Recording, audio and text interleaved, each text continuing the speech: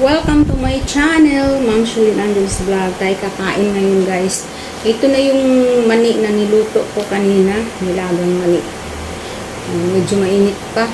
So, mamaya na natin. Palamigin natin ng konti. Ngayon, didil naman na ako ngayon guys. Mag-isa. Wala yung anak ko, nasa school pa. Yung ulam ko ngayon guys ay isda. Ito. Pritong isda, tsaka yung lunch na kangkong. Sasawsaw ko lang sa bagoong. Tara, kain tayo. Let's eat dinner. Magkakamay lang ako kasi alam nyo na, sawsaw sa bagoong. Bagoong isda.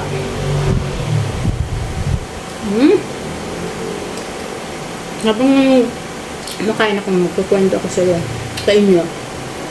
Kanina, marami akong pinuntahan. So, walang gumagawa ngayon, walang panday ngayong araw na to. Kasi may trabaho siya sa iba. So, babalik siya ng linggo. Ngayon, ito na pagkakataon ko para lumakad. Halos isang linggo ako hindi makaalis-alis sa bahay dahil isang linggo siya nagtrabaho dito. Walang magasikaso, walang magbabantay.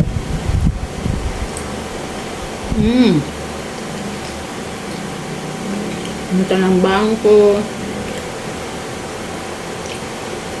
Namili sa palengke. Namili ng ilaw.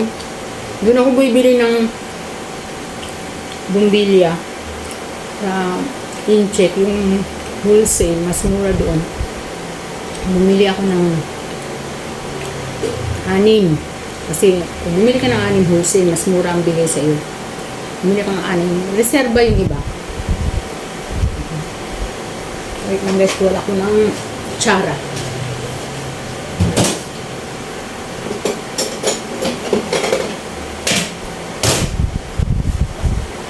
Para dito sa bagoong. Ito nga, sarap ng kangkong, no? Guys, kangkong. Naku po. Bagoong. Naku po. Sarap. Ginisang bagoong. Ginisang bagoong.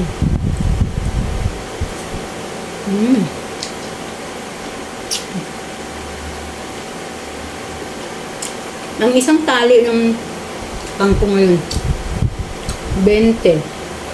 Ang isang tali ng bulaklak ng kalabasa 40. May gulay. Ang dalawang kamatis na binili ko na maliliit 23. Dalawa. Maliliit. Ang isang luya na ganyan lang ganyan lang kaliit. 14. Yung tag-20 yung halaga ng kalabasa 40. Kinumpit-kumpit na nung mama 250 daw. Sabi ko, ha? Yun lang nabili ko, 250. Pakiulit mo nga, pakilista na lang. Nako guys. Ang dalawang tali ng kalabasa ay 80 kasi 40 ang isang tali ng kalabasa di 80. Pinatanggal ko sa kanya yung isang kalabasa ay yung bulaklak ng kalabasa na 40. Pinatanggal ko. Kung 40 yun, and sabi niya 250. Parang 250.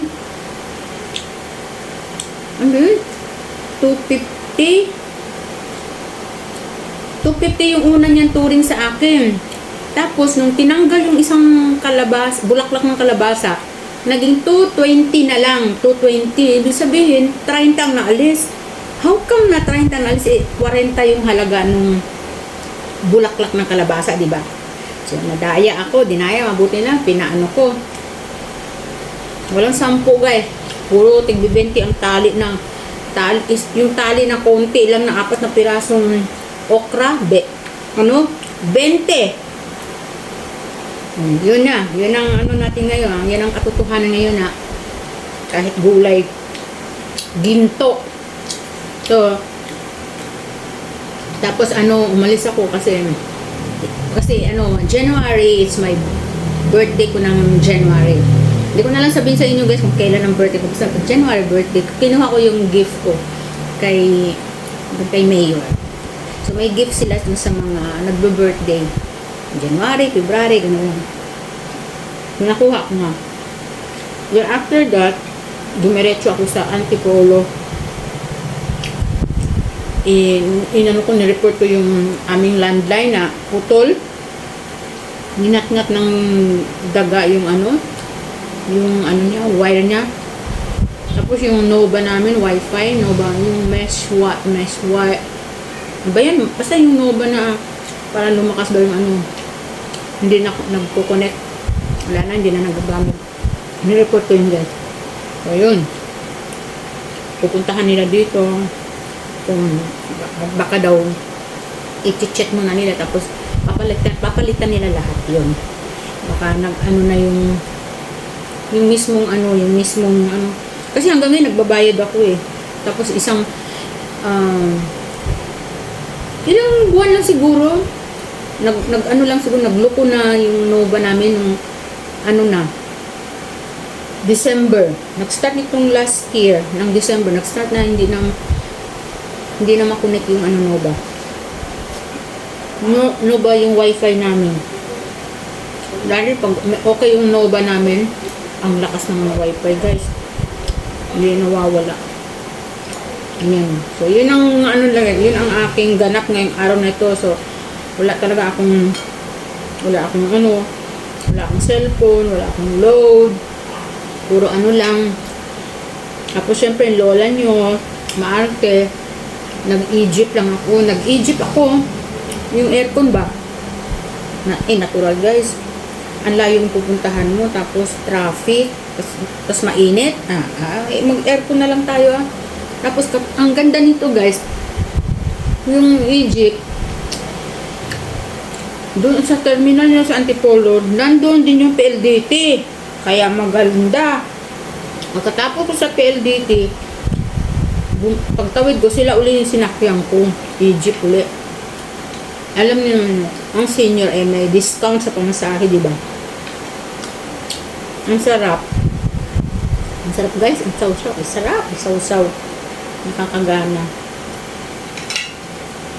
Isang linggo na akong kumakain ng gulay tsaka isda. Yung iba, ayaw naman kainin ng anak ko itong mga to, mapili eh. Kumakain naman siya ng isda. Itlog, ganun. Hotdog. Tusino. Hindi ako kumakain. Inaano ko talaga, gulay. Isda, tuyo. May tuyo pa ako dito. May tuyo. Napaka-crispy ng ulo. Ulam namin kahapon to. Partner ng champurado. Una yung ulo crispy eh. Mas marami yung gulay kaysa sa kanin. Yun.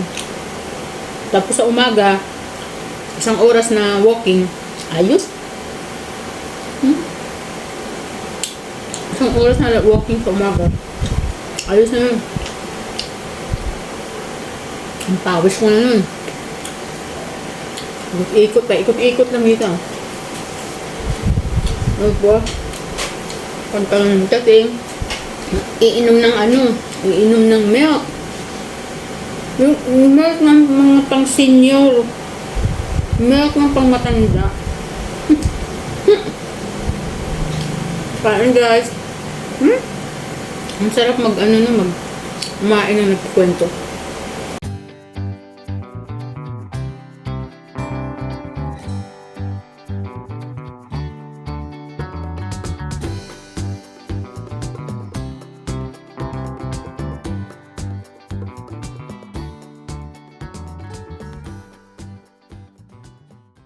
Ang tubig, after 30 minutes o 1 hour. Kung minsan guys, nakakalimutan ko na uminom ng tubig. Ayun, tama-tama yun. 30 minutes to 1 hour bago ka inom ng tubig.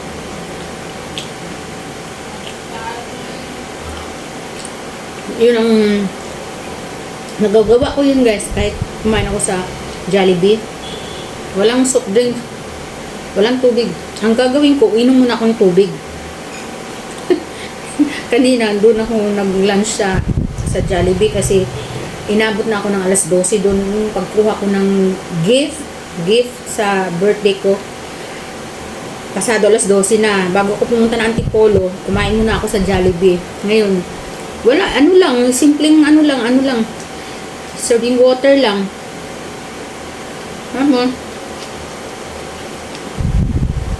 Yung rice tsaka burger steak lang. Yun lang kinain ko. Tama, ininom ko muna yung tubig. Matapos, tsaka kumain. Pagkatapos ng pagkulas ng kumain, layas agad. Alis na agad ako, lakad ako. Tanda na yung lakad. Walang inom-inom ng tubig. Pagdating ko dun sa ano yung Egypt, sumakay na ako. Inurasan ko na. Kung anong oras na. 30 minutes na ba? Yun. Lagpas na ng 30 minutes guys. Bago ako nakainom ng tubig. Nasa lubak ng Egypt yun. Yun. Galiin nyo yun guys. Kasi para maiwasan yung ano yung hyperacidity.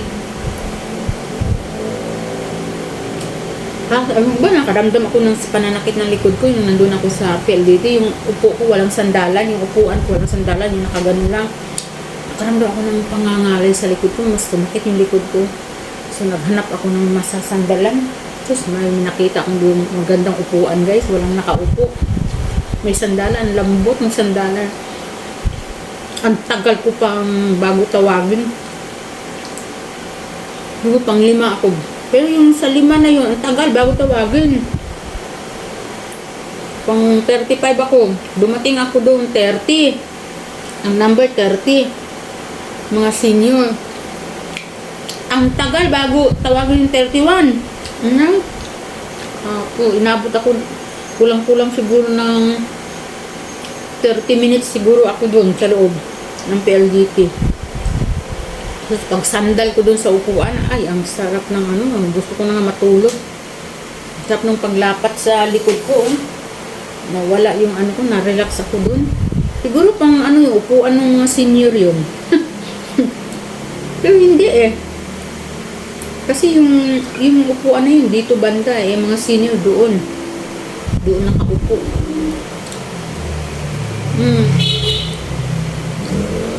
Tapos, yun na.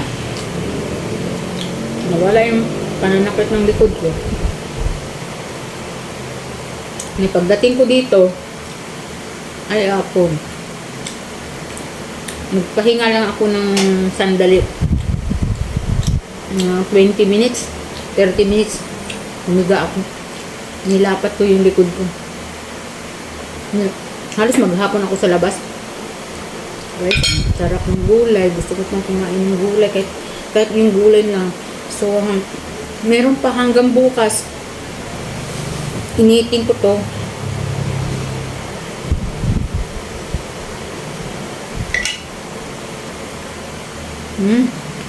Sarap.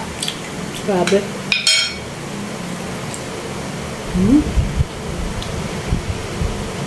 Yan lang guys. Thank you so much. Nagliligpit na ako. Thank you so much sa pakikinig. Kung nakikinig man kayo. Kung nanonood man kayo. Thank you guys. God bless. Walang ma-content.